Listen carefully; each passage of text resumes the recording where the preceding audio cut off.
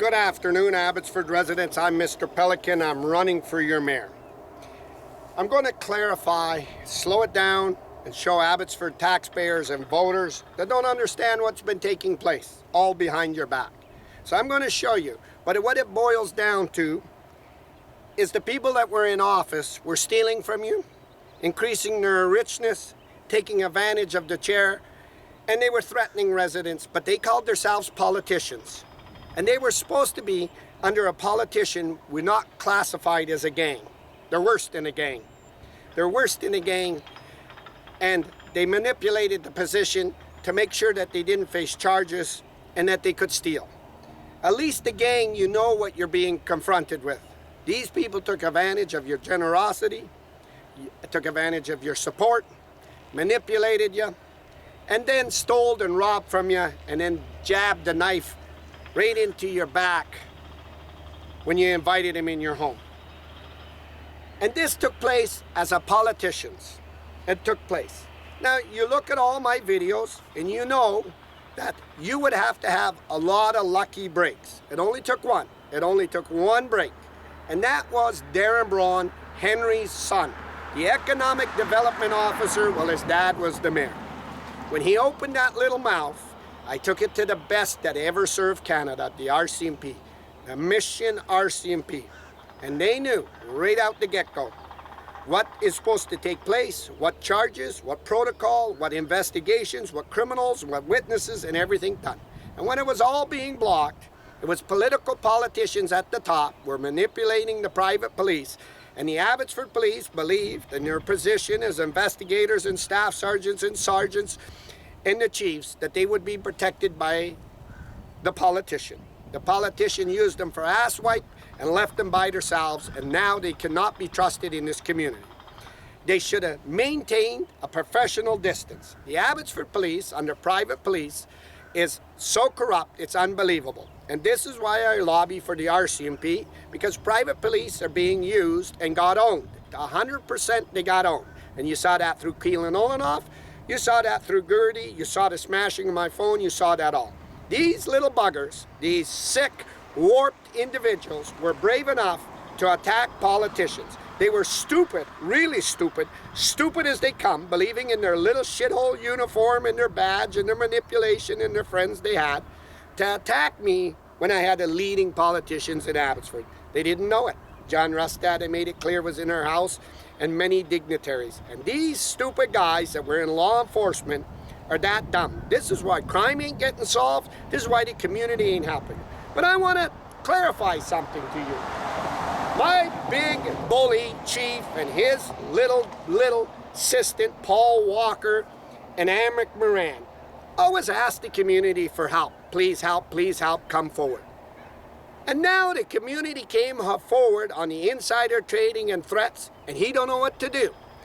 Because it wasn't. It was now he needs to block it all to protect his little friend called the politician. And what they were doing is controlling Abbotsford's regular voters and taxpayers, the average Joe Blow, and keeping them trapped down. And let me give you an example. When the city called the election, and you seen Mark Workentine lay his ass in London, England, and you saw the establishment run his campaign, put his signs all on developers, Ron Funks, which was illegal, because now you owe the developer, he paid your bloody way in, and you owe him. That is why the election rules are clear, not supposed to put it there. That's why the RCMP said you need to take a picture before they haul it down right away. But they had the clearance from the electoral officer that Henry picked Gabriel, and Gabriel went after all of us for soliciting on the road, canvassing, but he allowed Barty and Kelly Shahal and all these, or Kelly Shahal I should say, and Sandy Blue to canvass the road. And the RCMP said, so you got pictures of that, now you go. And I want you to go canvass the road, Mr. Pelican, take a lot of witnesses and see what Gabriel does. Exactly what the RCMP did. Knew. Gabriel was sent to come and beat me up, but not Kelly Shahal and Sandy Blue. And they knew this. They knew that Henry needed the city. Henry needed the city because of the official community plan that he put in play for developers. They would lose hundreds of millions of dollars knowing that when in the first run that I was making, that I'd bring the RCMP. But under my first mayorship that I put forward, I was asked by the Mission RCMP that they looked at it like this is major. This is a major thing when you go in, like David Eby says, a conspiracy. When you go in with that much proof, they said, we want you to bluff them out. Call the mayorship, do it legitimately, and see if they want it that bad, they got to haul you from every event and block. And you saw that. Greg Toll said, Mr. Pelican, this is Greg, the Chamber of Commerce, the big dog. You can't get through. And I don't want you to debate tonight. Read it, the guy from his own church, he goes to his church, and his church people will tell you, we'll pay for you to stay out of the thing and pay all your signs and costs in 4 years. We'll help you, but right now we need really to get Ross in. This is Craig Toews, the Chamber of Commerce, that's supposed to put a democracy on in a debate. This garbage. So I would be, first of all, as mayor, saying to the RCMP, go in and check his bank account. For him to even say that, he must have been getting mega cash. We got to see where all his little perks are. So let me tell you what I'm doing. I'm on Tracy Road again. What am I doing on Tracy Road? Abbotsford residents are pushing on me, and they're pushing hard. They want me to bring Dallas Brody in. They said, Mr. Pelican, it's time. The many witnesses that are lined up, the many federal conservatives that sit on big elite boards that were there and witnessed it need to stand here and bring Dallas Brody, and Dallas Brody will nail it on. Now let me tell you why.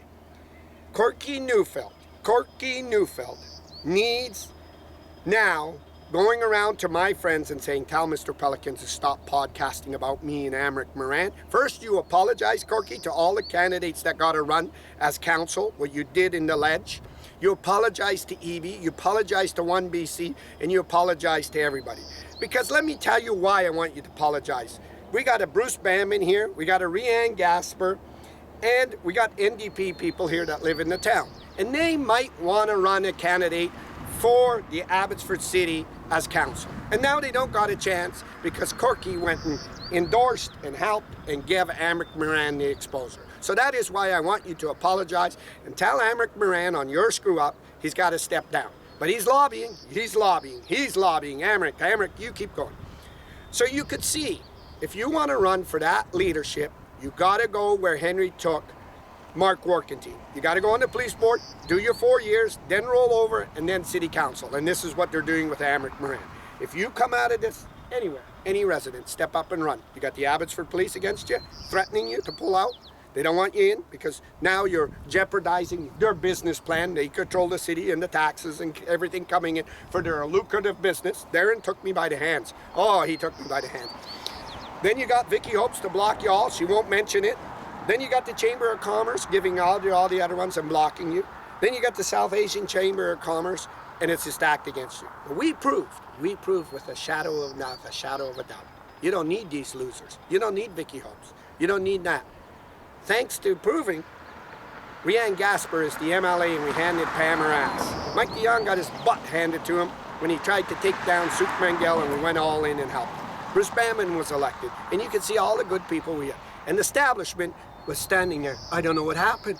Darren Brown sold you all out, whether you cut him in or not. And this is what they're doing. So this is why I'm encouraging. Gurpreet Rai to run. There's an NDP. Amric Moran. And now Corky screwed it up and he can't get in. I'm encouraging Suki Dami to run to help us South Asians. I'm encouraging Bardi Sindhu, what an honest person to run, and not be tied with The Voice or Abbotsford First. You saw what they did, Bardi. I'm encouraging residents, and I'm encouraging a lot of people, and you know I know a lot of people, not only for council, but run for mayor. And let's take our city and clean it up. But make sure you tell the residents, when you call that election, we need the RCMP. So I'm on Tracy Road. Tracy Road, let me explain to you again. This piece of land is owned by Andy Sidhu.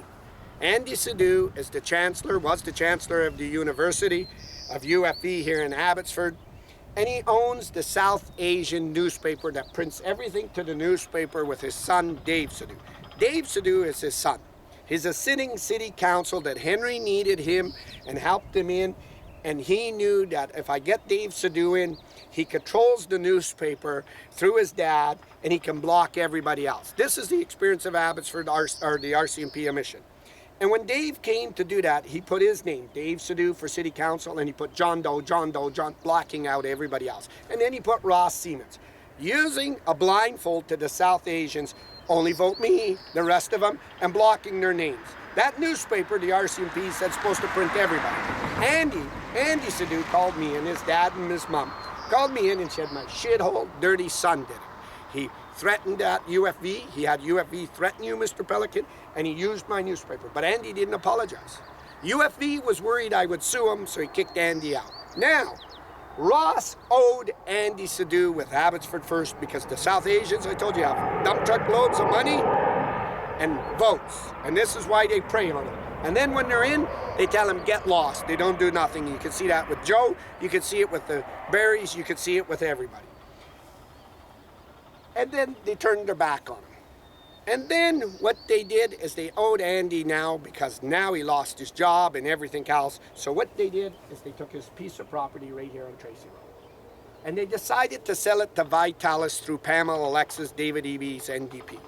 And lobbied Pam as the ag minister to change the zoning quickly over everybody else and pull it out of ALR and change it to commercial and I get it the zone, pushing the Berries under when there's plenty of warehouse.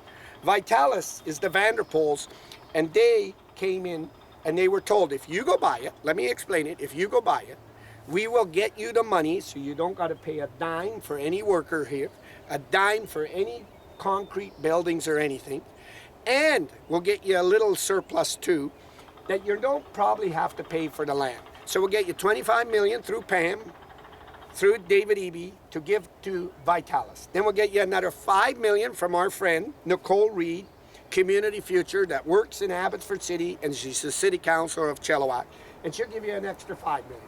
Now, let me put it in layman's terms.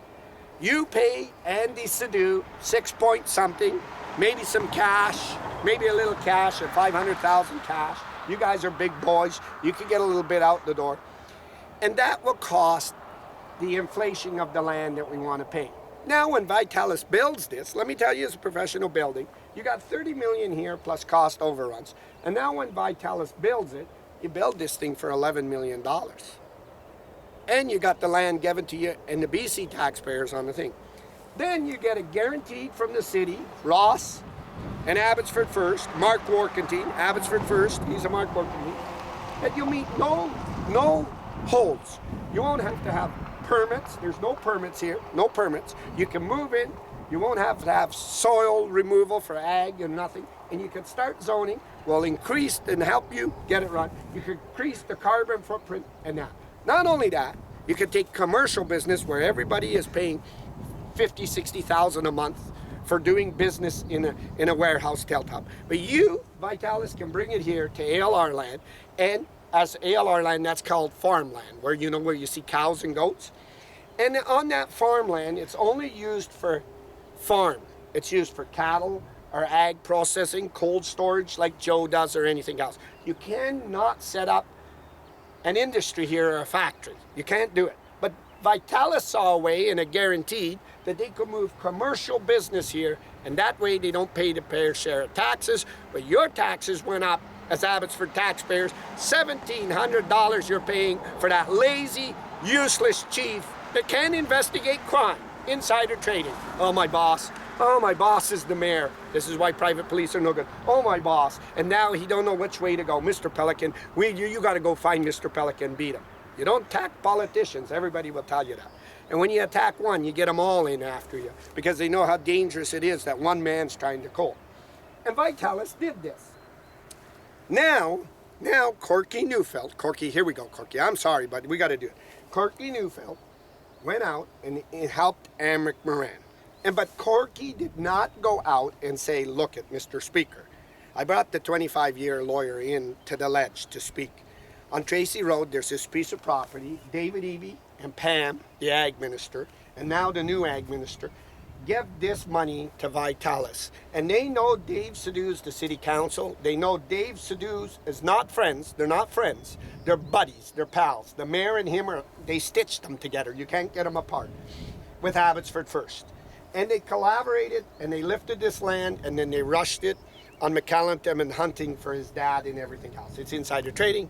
You need to pull up all the money off the table, David Eby. And if you're not David Eby, it'd be best that Conservatives stand up, Corky Neufeld stand up and say, we need the RCMP into Abbotsford because it's a dumping ground for David Eby. He dumped $500 million into the Ag Centre. The money in Barrowtown went missing. And we got corruption in Abbotsford because we got a private police department. And you saw Darren Brown signs and everything.